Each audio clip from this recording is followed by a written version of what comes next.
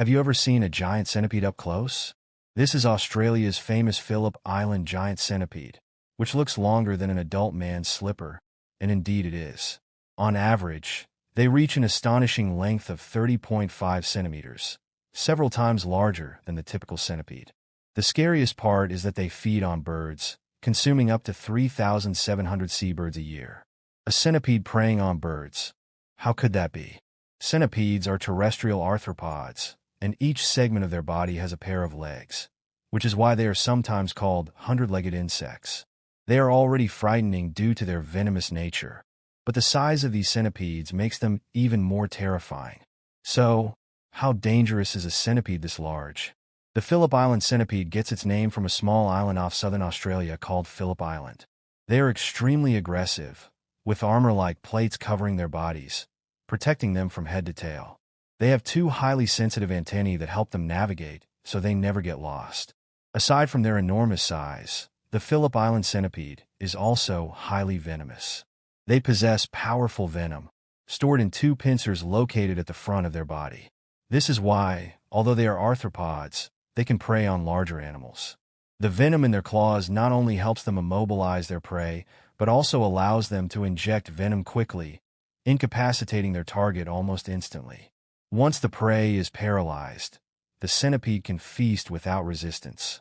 Interestingly, seabirds, despite having wings, seem to fall prey to these centipedes. Birds have the advantage of flight, which should keep them out of the centipede's reach. Their beaks are also sharp, capable of piercing through the centipede's tough exoskeleton. However, despite the centipede's size, the birds do hold some advantage. So why do they still fall victim to these giant centipedes? The centipedes are smart. They don't engage in direct combat. Their strategy is ambush. The Phillip Island centipede is nocturnal, the opposite of seabirds' diurnal habits.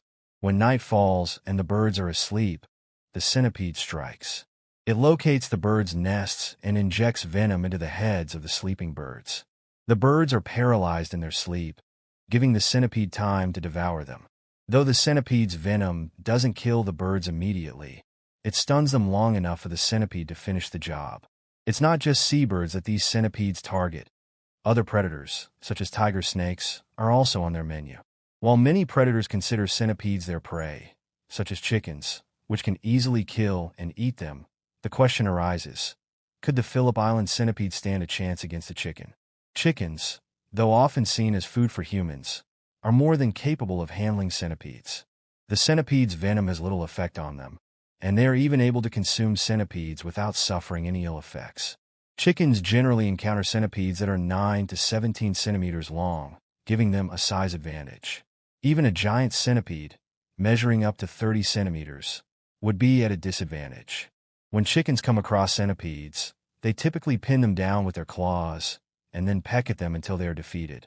Centipedes trying to attack a chicken would have difficulty because a chicken's feet are protected by thick layers of keratin, making it hard for the centipede to get a grip.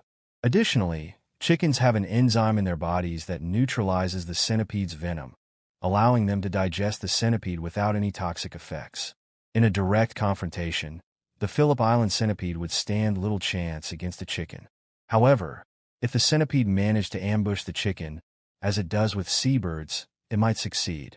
After all, the centipede's survival tactics have evolved to be highly effective. What do you think?